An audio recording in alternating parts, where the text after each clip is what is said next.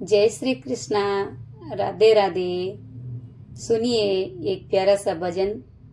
वाल्मीकि के आश्रम में सीता मैया अपने पुत्र लवकुश को समझा रही हैं कि परिवार में किसका किसके साथ क्या संबंध है।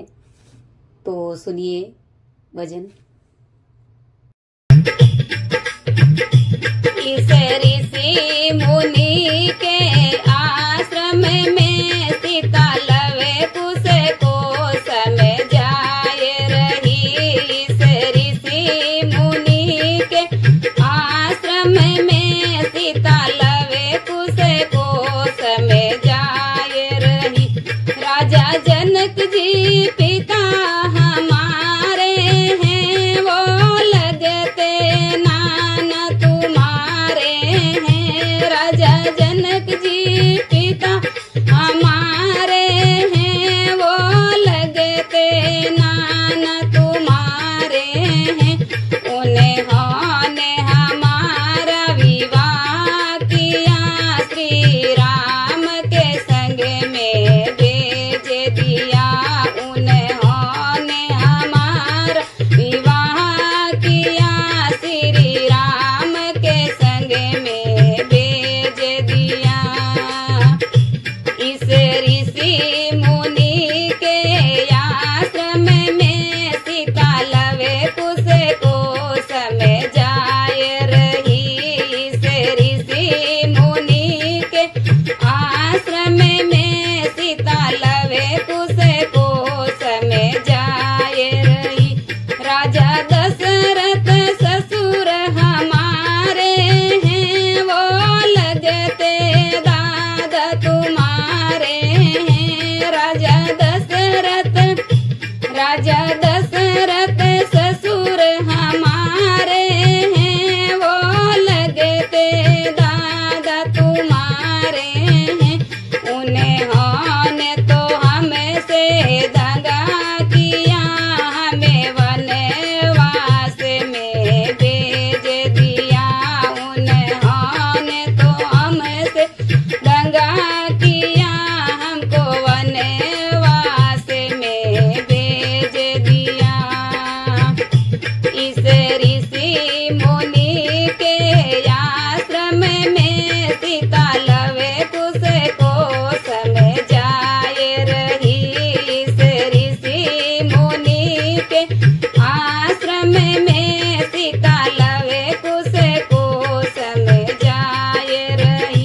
माता के कई सासू हमारी हैं, वो लगती दादी तुम्हारी हैं। माता के कई सासू हमारी हैं, वो लगती दादी तुम्हारी हैं। उन्होंने भी हमसे दगा किया, हमको वनवास में भेज दिया। उन्होंने भी हमसे दगा किया, हमें वनवास में भेज दिया। इस ऋषि मुनि के आश्रम में सीता लवकुश को समझाए रही। इस ऋषि मुनि के आश्रम में सीता लवकुश को समझाए रही। श्री राम जी पति हमारे हैं, वो लगते पिता तुम्हारे हैं। श्री राम जी पति हमारे हैं, वो लगते पिता तुम्हारे हैं।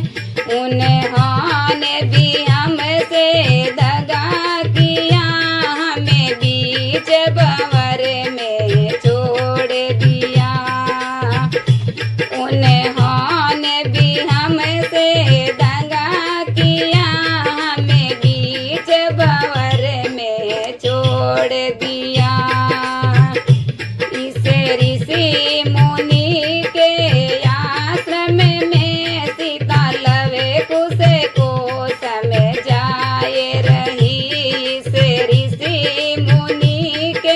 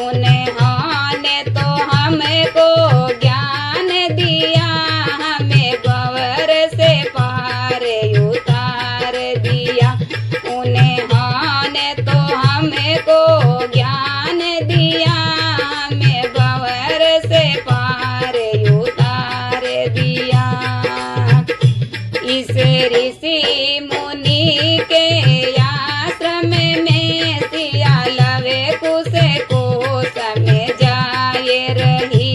इस ऋषि मुनि के आश्रम में सीता लवे कुश कोश में जाए रही। सिया लवे कुश कोश में जाए रही। बोलिए सीता मैया की जय हो।